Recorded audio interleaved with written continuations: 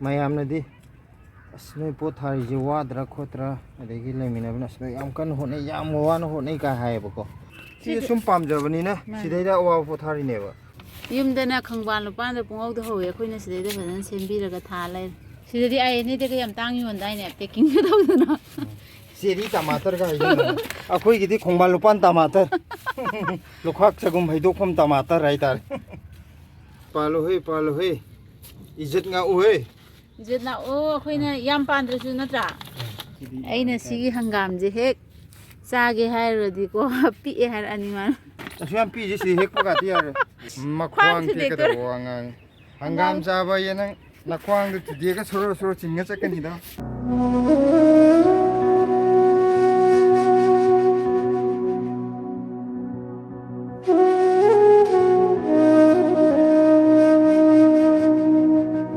Sidi akoi hum mamuk thokle hai kaino ne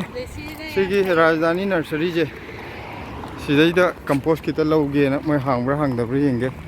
hangamadi compost kita lauge ge nasa hangam ke hete puda makhung khara atran dina phajana thamamni na loi phajale ba sida le rajdhani se mai se compost loi le si mayam si je natra man pira buda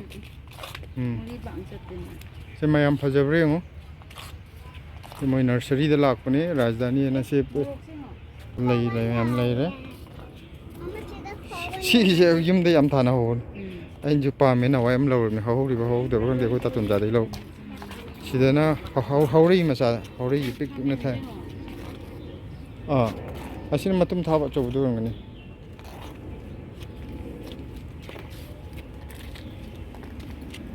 ha na round cha thoga asondai logra ji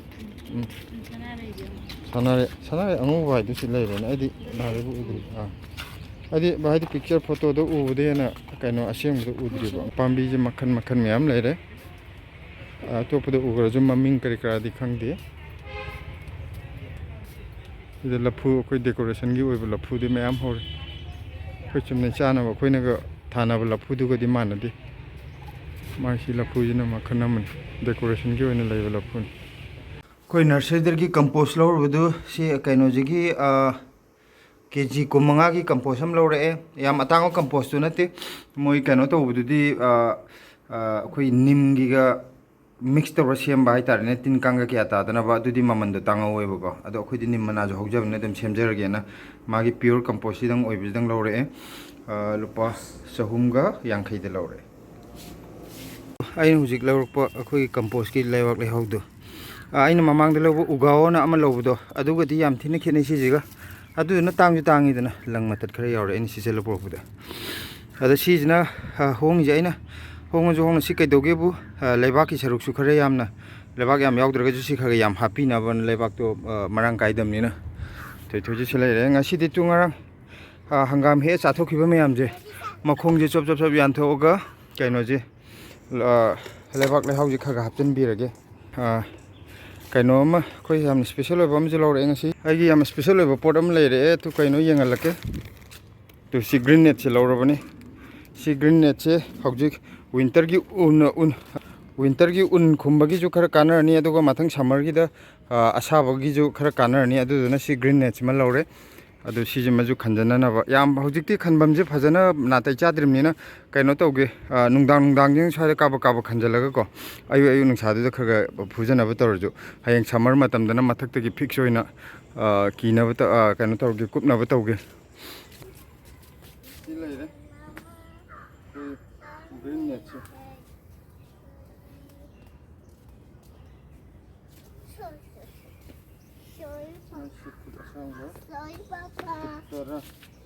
Papa. sina apa ko ide ba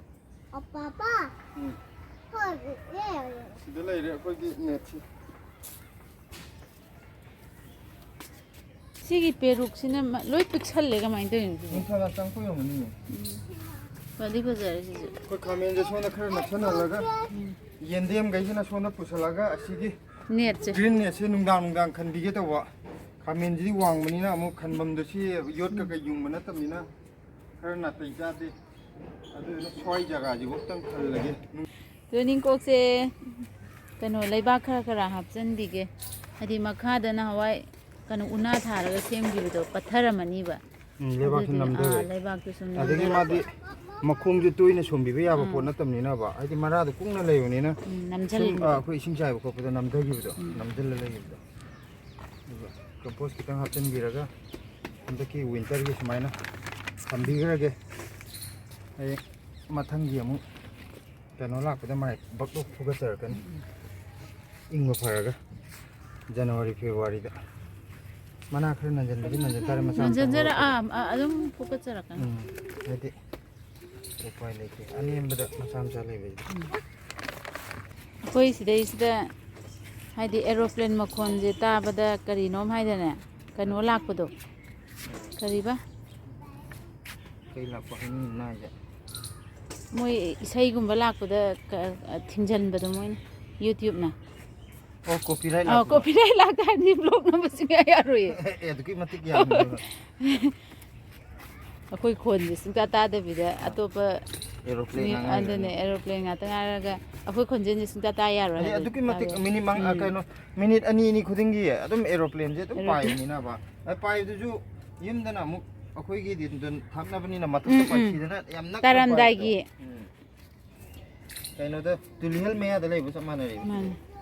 ꯅꯍꯥꯟꯗꯤ ꯍꯦꯛꯇ ꯅꯛꯃꯟꯈꯤꯗꯅ ꯑꯥꯏ N A ꯃꯌꯥꯒꯤꯗꯣ ꯍꯥꯏꯗꯤ ꯕꯤꯜꯗꯤꯡꯗꯒ ꯄꯟꯗꯧ ꯃꯥꯟꯕꯗꯣ ꯑꯩ ꯋꯥꯈꯟꯗ ꯑꯗꯨꯃꯥꯏꯅ ꯇꯧꯋꯦ ꯍꯥꯏꯕ ꯅꯣꯡꯃꯗꯤ ꯃꯈꯣꯟ ꯀꯟꯃꯟꯗꯅ ꯅꯛꯃꯟꯕꯒꯤ ꯂꯤꯁꯤ ꯀꯤꯔꯤꯗꯨꯗꯤ ꯁꯥꯛ ꯃꯥꯟꯕ ꯑꯦꯔꯣꯄ꯭ꯂꯦꯟꯒꯁꯨ ꯌꯥꯝ ꯄꯥꯏꯔꯤ Mama, ito pagkayo, mama. ꯍꯪꯒꯥꯝꯁꯦ ꯆꯒꯦꯝꯄꯣꯝꯕ ꯍꯥꯎꯔꯅꯤ ꯃꯁꯛꯁꯦ ꯎꯕꯗ अदो होगे हवाई जाजे हम तो चारू नु ꯉꯥꯒ ꯊꯣꯡꯉꯁꯨ ꯍꯥꯎꯅꯤ मतम खर गेप लेरगा ngang थोंग ꯁꯤ ꯍꯪꯒꯥꯝꯁꯦ ꯐꯣꯟ ꯚꯤꯗꯤꯑꯣꯗꯗꯤ ꯀꯩꯁꯨ ꯌꯥꯝ ꯆꯥꯎꯕ ꯃꯥꯟꯗꯦꯀꯣ ꯑꯁꯦꯡꯕꯗꯗꯤ ꯆꯥꯎꯋꯦ ꯍꯥꯏꯕ ꯌꯥꯝꯅ ꯑꯩꯈꯣꯏ ꯁꯤꯗꯒ ꯁꯨꯃꯥꯏꯅꯒ ꯊꯥꯔꯒ ꯆꯥꯎꯕꯁꯦ ꯑꯉꯛꯄꯅꯤ माइ दरबा कल लिजे सिला तै जंते हंदा इसिंग चाइ बिदबदो इसिंग यावदबैन सोना खरा लेनिंग लेरम जगा जे जे हो हो लाउबा हो हो लाउ इसिंग चाइ सिलागा तो लोक थोथो किनिसे हादि लेबाक से अखुइ लेबाक लेंगोगी टाइप तौइदना ꯑꯩꯅ ꯁꯤꯒꯤ ꯍꯪꯒꯥꯝꯁꯦ ꯍꯦꯛ ꯆꯥꯒꯦ ꯍꯥꯏꯔꯗꯤꯀꯣ ꯄꯤꯛꯑꯦ ꯍꯥꯏꯔꯛꯑꯅꯤ ꯃꯥꯅ असुयाम पीजे सि हेक पगाति यार ꯁꯨꯃꯥꯏꯅ ꯄꯤꯉꯩꯗ ꯆꯥꯕ ꯍꯥꯎꯕꯅꯦ चलो दा ꯅꯪꯅ ꯄꯥꯝꯃꯨꯕꯒꯤꯅꯤ ꯀꯩꯅꯣ ꯏꯁ मख्वांग के कदो वांगांग हंगाम जाबा ये नंग नख्वांग दु तुदेगा सोरो सोरो चिंगा चकनी दा ꯑꯗꯨꯁꯨ ꯅꯪꯅ ꯆꯤꯡꯗꯣꯔꯤꯕꯅꯤ ꯁꯣꯔꯣ ꯁꯣꯔꯣ ए आई चिंग चिंग चिंग ꯑꯁꯣꯟꯒꯤ ꯍꯥꯞꯄꯝꯃꯕꯣ हापम दे सी सोकेले चला ꯂꯣꯏꯅꯃꯛ ꯍꯥꯞꯄꯤꯗꯣꯏ ꯅꯠꯇ꯭ꯔꯣ ꯄꯣꯠꯁꯤꯡꯁꯦ हापी दे चाबा होग्रबनी को ꯅꯃꯥ ꯏꯀꯥꯏꯖꯗꯕ ꯇꯧꯖꯅꯨ अदुना मयांगी ना माइंगा ꯃꯥꯒꯤ ꯌꯥꯝ ꯉꯛꯄ ꯑꯃꯅ ꯆꯔꯣꯡ ꯆꯔꯣꯡ ꯄꯥꯜꯂꯝꯃꯒꯅꯦ ꯂꯣꯏ ꯀꯦꯟꯈ꯭ꯔꯒ ꯑꯃꯃꯝꯇꯪꯅꯦ ꯂꯩꯍꯧꯔꯤꯁꯦ ꯁꯤꯗꯁꯨ ꯆꯥꯕ ꯌꯥꯕ ꯑꯃ ꯂꯩꯔꯦ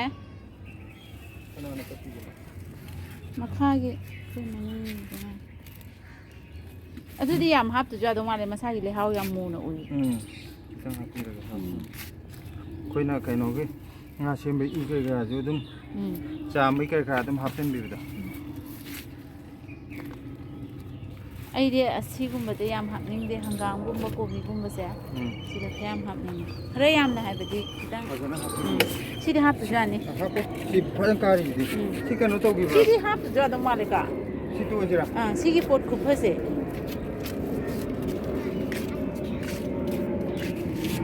ꯖꯒꯣꯏ ꯁꯥꯔꯛꯑꯣ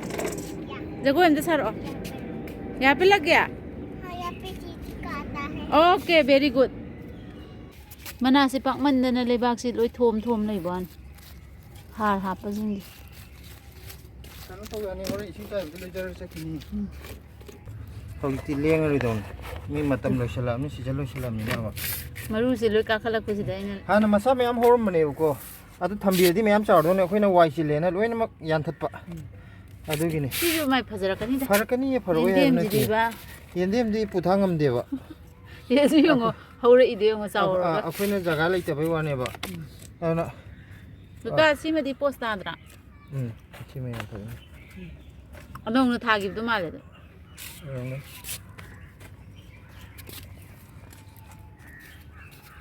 ꯑꯅ ꯌꯦꯟꯗꯦꯝꯒꯤꯗꯤ ꯀꯩ ꯃꯊꯥ ꯁꯥꯕꯤꯗꯦ ꯍꯥꯏꯇꯥꯔꯦ ꯍꯥꯏꯗꯤ ꯃꯥꯏ ꯃꯇꯝꯗꯣ ꯌꯧꯔꯒ ꯍꯦꯛꯇ ꯄꯨꯊꯥꯡ ꯉꯝꯗꯒꯩ ꯐꯕꯖꯥꯠꯅꯤ ꯌꯦꯟꯗꯦꯝ ꯏꯊꯣꯏ ꯂꯩꯕꯥꯛ ꯄꯥꯏ ꯁꯥꯟꯅꯖꯅꯨ ꯂꯩꯕꯥꯛ ꯃꯅꯨꯡꯗ ꯀꯛꯆꯤꯡ ꯌꯥꯎꯕꯅꯤꯀꯣ ꯀꯛꯆꯤꯡ ꯆꯤꯛꯀꯅꯤ ꯃꯌꯥꯝꯅꯗꯤ ꯑꯁ ꯅꯣꯏ ꯄꯣꯠ ꯊꯥꯔꯤꯁꯦ ꯋꯥꯗ꯭ꯔꯥ ꯈꯣꯠꯇ꯭ꯔꯥ ꯑꯗꯒꯤ ꯂꯩꯃꯤꯟꯅꯕꯅ ꯑꯁ ꯌꯥꯝ ꯀꯟꯅ ꯍꯣꯠꯅꯩ ꯌꯥꯝ ꯋꯥꯅ ꯍꯣꯠꯅꯩ ꯀꯥꯏ ꯍꯥꯏꯌꯦꯕꯀꯣ ꯑꯗꯣ ꯑꯩꯈꯣꯏꯒꯤꯗꯤ ꯇꯁꯦꯡꯅ ꯍꯥꯏꯇꯥꯔꯗꯤ ꯁꯤꯁꯦ ꯁꯨꯝ ꯄꯥꯝꯖꯕꯅꯤꯅ ꯁꯤꯗꯩꯗ ꯑꯋꯥꯕ ꯄꯣꯊꯥꯔꯤꯅꯦꯕ ꯁꯨꯝ ꯀꯥꯗ ꯕꯣꯔꯤꯡ ꯆꯨꯕꯗꯣ ꯁꯤꯃ ꯊꯕꯛ ꯇꯧꯈ꯭ꯔꯒꯗꯤ ꯑꯩꯈꯣꯏꯗ ꯅꯨꯡꯉꯥꯏꯕ ꯑꯃ ꯐꯥꯎꯋꯦꯕ ꯃꯣꯏ ꯋꯥꯈꯜꯗ ꯊꯕꯛ ꯌꯥꯝ ꯇꯧꯔꯦ ꯊꯕꯛ ꯌꯥꯝ ꯇꯧꯋꯦ ꯃꯌꯥꯝ ꯂꯩꯕꯥꯛ ꯊꯥꯡꯇꯣꯛ ꯊꯥꯡꯖꯤꯟ ꯑꯗꯨ ꯇꯧꯕ ꯄꯣꯠ ꯃꯌꯥꯝ ꯁꯦꯟꯅꯕ ꯑꯩꯈꯣꯏꯒꯤꯗꯗꯤ ꯃꯣꯏꯗꯤ ꯀꯀꯥ ꯐꯤ ꯁꯨꯕꯁꯨ ꯊꯕꯛ ꯑꯣꯏꯅ ꯇꯧꯋꯦꯕ ꯊꯕꯛ ꯑꯣꯏꯅ ꯍꯥꯏꯗꯤ ꯏꯃꯨꯡꯒꯤ ꯀꯨꯞꯅꯣꯝꯁꯦ ꯃꯣꯏ ꯍꯣꯏ ꯊꯕꯛꯄꯨꯗꯤ ꯊꯕꯛꯅꯦꯕꯀꯣ ꯑꯗꯣ ꯃꯣꯏꯗꯤ ꯊꯕꯛ ꯌꯥꯝ ꯍꯥꯔꯠ ꯋꯥꯔꯛ ꯑꯣꯏꯅ ꯂꯧꯕꯗꯣ ꯑꯗꯨꯃꯥꯏꯅ ꯇꯧꯋꯦ ꯑꯗꯨꯗꯨꯅ ꯍꯥꯏꯗꯤ ꯑꯗꯨꯅ ꯃꯁꯥ ꯃꯇꯣꯝꯗ ꯄꯪꯋꯥꯗ ꯋꯥꯅ ꯊꯕꯛ ꯌꯥꯝ ꯇꯧꯔꯕꯅꯦ ꯍꯥꯏꯕꯒꯤ ꯋꯥꯈꯜ ꯑꯃ ꯑꯗꯨꯝ ꯈꯟꯖꯔ ꯂꯩꯕꯗꯣ ꯁꯤ ꯀꯩꯅꯣ ꯇꯧꯔꯒ ꯃꯇꯝ ꯂꯦꯟꯕ ꯑꯣꯏꯅ ꯁꯠ ꯁꯠ ꯁꯠ ꯁꯠ ꯇꯧꯊꯣꯛꯈꯤꯕ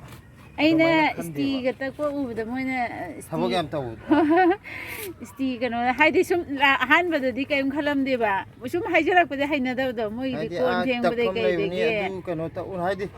ꯅꯣꯡꯉꯥꯟꯕꯗꯩ ꯅꯨꯃꯤꯠꯇꯥꯐꯥꯎ ꯐꯝꯃꯒ ꯂꯩꯕ ꯑꯗꯒꯤ ꯐꯤ ꯃꯆꯥ ꯑꯃ ꯐꯣꯠꯄꯩꯁꯨ ꯑꯁꯤꯗ ꯗꯔꯖꯤ ꯂꯩꯕꯅꯤ ꯑꯗꯨꯝ ꯍꯦꯛꯇ ꯍꯥꯏꯕꯤꯔꯛꯄꯗꯣ ꯃꯣꯏꯗ ꯁꯥꯎꯔꯨꯕꯩ ꯅꯠꯇꯕ ꯍꯥꯏꯗꯤ ꯁꯤꯒꯨꯝꯕꯁꯤꯗꯤ ꯀꯩꯁꯨ ꯅꯠꯇꯦ ꯍꯥꯏꯕ ꯑꯩꯈꯣꯏꯔꯣꯝꯗ ꯑꯗꯨꯝ ꯇꯧꯅꯈꯤꯕꯅꯤꯅ ꯃꯣꯏꯗꯤ ꯃꯁꯥꯒꯤ ꯀꯣꯟꯁꯨ ꯑꯝꯇ ꯐꯦꯡꯅꯗꯕꯅꯤ나 ꯃꯣꯏ ꯋꯥꯈꯜꯗ ꯑꯩꯈꯣꯏꯗꯤ ꯊꯕꯛ ꯌꯥꯝ ꯇꯧꯔꯦ ꯍꯥꯏꯕꯒꯤ ꯋꯥꯈꯜ ꯂꯩꯕꯥꯛ ꯂꯩꯍꯥꯎꯁꯤ ꯈꯔ ꯑꯃꯨꯛ ꯍꯥꯞꯄꯦ ꯑꯩꯗꯤ ꯑꯩꯈꯣꯏꯒꯤ ꯌꯦꯟꯗꯦꯝꯁꯦ ꯉꯁꯤꯅ ꯑꯍꯥꯟꯕꯅꯤ ꯂꯩꯕꯥꯛ ꯂꯩꯍꯥꯎ ꯍꯥꯞꯄꯤꯁꯦ ꯅꯣꯡꯇ ꯍꯥꯞꯇꯕꯅꯤ ꯑꯩꯈꯣꯏ ꯃꯔꯣꯏ ꯅꯥꯀꯨꯞꯄꯤꯁꯦ ꯅꯥꯀꯨꯞꯄꯤꯗꯤ ꯌꯦꯡ ꯂꯩꯔꯕꯣ ꯁꯣꯝ ꯅꯥꯀꯟꯗ ꯌꯦꯡꯕꯁꯤꯅ ꯑꯃꯨꯛ ꯍꯦꯟꯅ ꯐꯩ ꯅꯪ ꯀꯩꯅꯣ ꯇꯧꯔꯒ ꯑꯥꯏꯑꯦꯟꯑꯦꯒꯤꯗꯨꯗ ꯅꯥꯀꯨꯞꯄꯤꯁꯤ ꯌꯣꯜꯂꯒꯦꯔꯣ ꯄꯩꯁꯥꯕꯨ ꯐꯪꯅꯤ ꯄꯩꯁꯥꯕꯨ ꯊꯣꯡꯅꯤ ꯍꯥꯏꯔꯗꯤ ꯑꯩ ꯌꯣꯜꯂꯒꯦ ꯁꯤꯅꯦ ꯑꯩꯅ ꯈꯜꯂꯤꯁꯦ ꯌꯣꯟꯕ ꯍꯥꯏꯁꯤ ꯐ꯭ꯔꯤꯗ ꯌꯣꯟꯗꯧ ꯅꯠꯇꯦ ꯄꯩꯁꯥ ꯊꯣꯛꯑꯣꯏꯗ꯭ꯔꯣ ꯑꯩꯈꯣꯏꯔꯣꯝꯒꯤ ꯃꯤꯅ ꯌꯣꯟꯕ ꯑꯩꯈꯣꯏꯔꯣꯝꯒꯤꯅꯦ ꯍꯥꯏꯔꯗꯤ ꯇꯥꯞ ꯑꯩ ꯑꯗꯨ ꯅꯠꯇꯦ ꯑꯩꯗꯤ ꯑꯥꯏꯑꯦꯟꯑꯦꯗ ꯀꯥꯡꯍꯧ ꯁꯤꯡꯖꯨ ꯀꯦꯂꯤ ꯆꯅꯥ ꯇꯧꯗꯅ ꯐꯝꯃꯁꯤꯔꯥꯅ ꯈꯜꯂꯤ ꯗꯨꯀꯥꯟ ꯂꯧꯅꯕꯒꯤ ꯄꯩꯁꯥꯗꯨꯅꯤ ꯈ꯭ꯋꯥꯏ ꯃꯔꯨ ꯑꯣꯏꯔꯤꯗꯤ ꯗꯨꯀꯥꯟ ꯂꯧꯔꯣꯏꯌꯦ ꯃꯣꯏ ꯃꯣꯃꯣꯒ ꯌꯣꯟꯕꯒꯤ ꯑꯩꯈꯣꯏꯒꯤ ꯍꯥꯏꯗꯤ ꯏꯟ ꯌꯥꯕ ꯑꯗꯨꯒꯨꯝꯕ ꯑꯝꯗ ꯍꯥꯟꯅ ꯇꯧꯒꯗꯧꯅꯤ ꯃꯆꯤ ꯃꯔꯨꯝꯗ ꯄꯨꯂꯤꯁꯅ ꯅꯍꯥꯟ ꯀꯩꯅꯣꯒꯤ ꯁꯣꯔꯣꯖꯤꯅꯤꯒꯤꯗ ꯂꯣꯏ ꯍꯩꯗꯣꯛꯈꯤꯕꯗꯣ ꯑꯗꯣ ꯁꯤꯗꯩꯗ ꯐꯝꯃꯤꯕ ꯃꯌꯥꯝꯁꯤꯗꯤ ꯃꯣꯃꯣꯒ ꯌꯣꯟꯕ ꯃꯣꯏ ꯑꯌꯥꯕ ꯂꯧꯅꯔꯝꯒꯅꯤ ꯍꯥꯟꯅ ꯂꯧꯇꯥꯔꯦ ꯑꯗꯨꯃꯛꯇꯤ ꯑꯃꯨꯛ ꯏꯀꯥꯏꯖꯔꯤꯕ ꯑꯩꯅ ꯇꯧꯔꯤꯁꯦ ꯅꯪ ꯄꯩꯁꯥ ꯐꯪꯉꯗꯤ ꯀꯔꯤꯝ ꯈꯟꯕꯤꯗꯦ ꯍꯥꯏꯒꯤꯗꯥꯏꯅꯦ ꯄꯣꯠꯀ ꯍꯩꯗꯣꯛꯄꯤꯔꯗꯤ ꯇꯜꯂꯦꯅ ꯍꯩꯗꯣꯛꯑꯣꯏꯃꯦ ꯍꯩꯗꯣꯛꯑꯁꯨ ꯅꯪ ꯂꯥꯁꯇ ꯗꯦꯜꯂꯤꯗ ꯂꯩꯔꯦ ꯗꯦꯜꯂꯤꯗ ꯂꯩꯔꯒ ꯄꯣꯠ ꯆꯩ ꯊꯦꯂꯥ ꯄꯥꯏꯔꯒ ꯏꯜ ꯂꯩꯔꯝꯃꯗꯤ ꯌꯥꯝ ꯅꯣꯛꯅꯤꯡꯅꯤꯌꯦ ꯃꯃꯥ ꯃꯄꯥ ꯍꯤꯡꯒꯣꯜ ꯁꯨꯕꯅꯤꯅ ꯃꯆꯥꯅꯨꯄꯤꯁꯨ ꯌꯥꯎꯔꯦ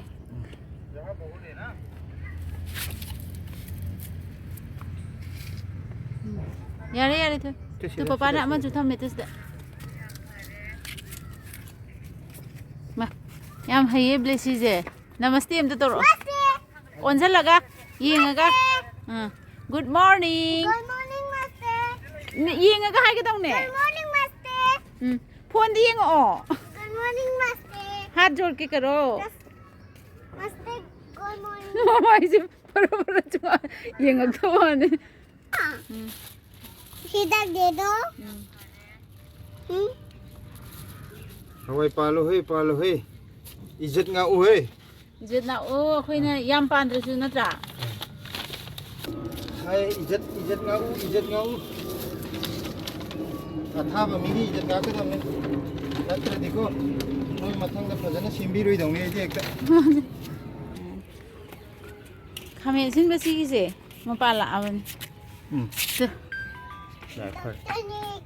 मचादो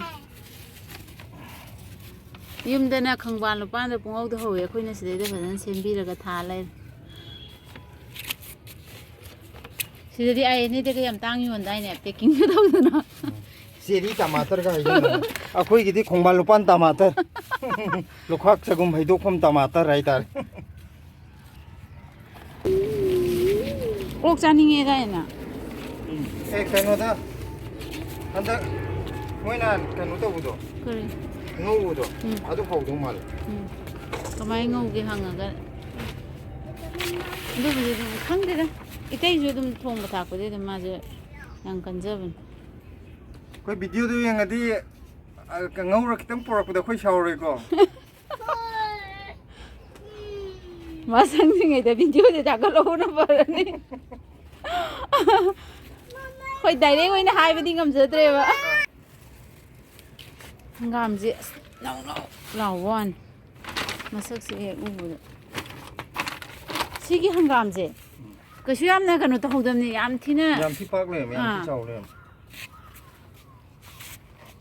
ꯈꯔ ꯂꯟꯊꯣꯛꯑ ꯊꯝꯕꯁꯤꯅꯁꯨ ꯐꯕꯖꯥꯠꯅꯤ ꯑꯩꯈꯣꯏ ꯁꯤꯗ ꯀꯣꯕꯤꯈꯩ ꯂꯣꯏꯅ ꯂꯩꯕꯥꯛ ꯂꯩꯍꯥꯎ ꯍꯥꯞꯄꯤꯕ ꯂꯣꯏꯔꯛꯑꯦ ꯁꯤ ꯃꯈꯥꯒꯤꯁꯨ ꯍꯥꯞꯄꯤꯔꯦ ꯑꯗꯒꯤ ꯍꯪꯒꯥꯝ ꯁꯤ ꯍꯪꯒꯥꯝꯈꯩꯁꯨ ꯂꯣꯏ ꯍꯥꯞꯄꯤꯔꯦ ꯍꯪꯒꯥꯝꯈꯩꯁꯤ ꯌꯥꯝ ꯐꯔꯕꯅꯤ ꯇꯣ ꯍꯪꯒꯥꯝꯈꯩꯁꯨ ꯂꯣꯏ ꯍꯥꯞꯄꯤꯔꯦ ꯂꯩꯕꯥꯛ ꯂꯩꯍꯥꯎ ꯃꯈꯣꯡꯈꯩꯁꯦ ꯍꯧꯖꯤꯛ ꯏꯁꯤꯡ ꯌꯥꯝꯗꯕꯤꯗ ꯈꯖꯤꯛꯇꯪ ꯈꯤꯛꯆꯟꯕꯤꯔꯅꯤ ꯑꯗꯨꯅ ꯑꯩꯈꯣꯏ ꯄꯣꯛꯆꯣꯏ ꯄꯥꯝꯕꯤ 3-4 ꯍꯧꯕꯗꯣ ꯊꯥꯗꯣꯛꯀꯦ ꯇꯧꯕ ꯄꯣꯛꯆꯣꯏꯁꯦ ꯆꯥꯕꯗꯁꯨ ꯌꯥꯝ ꯀꯥꯟꯅꯩꯌꯦ BP ꯋꯥꯡꯕ ꯈꯣꯠꯄꯒꯤꯁꯨ ꯃꯥꯁꯦ ꯀꯥꯟꯅꯩꯌꯦꯅ ꯍꯥꯏ ꯆꯥꯕꯗꯁꯨ ꯍꯥꯎꯗꯧ ꯃꯥꯜꯂꯦ ꯌꯥꯅꯤꯌꯦ ꯄꯥꯂꯛꯀꯨꯝꯕꯅꯤ ꯀꯩꯅꯣ ꯃꯣꯏꯁꯦ ꯍꯪꯒꯥꯝ ꯄꯥꯂꯛ ꯃꯣꯏꯁꯦ ꯑꯃꯈꯛꯇ ꯑꯣꯏꯗꯣꯏꯅꯦꯕ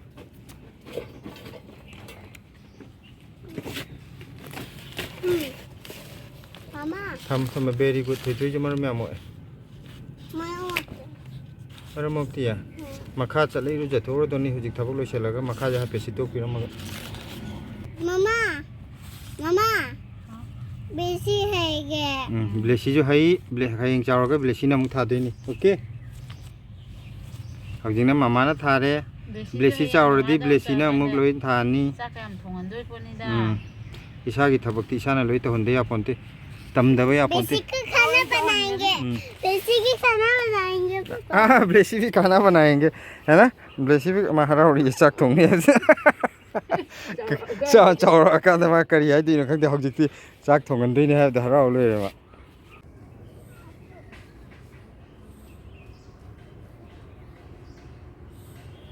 पापा अच्छी हो गई. पापा का छिया.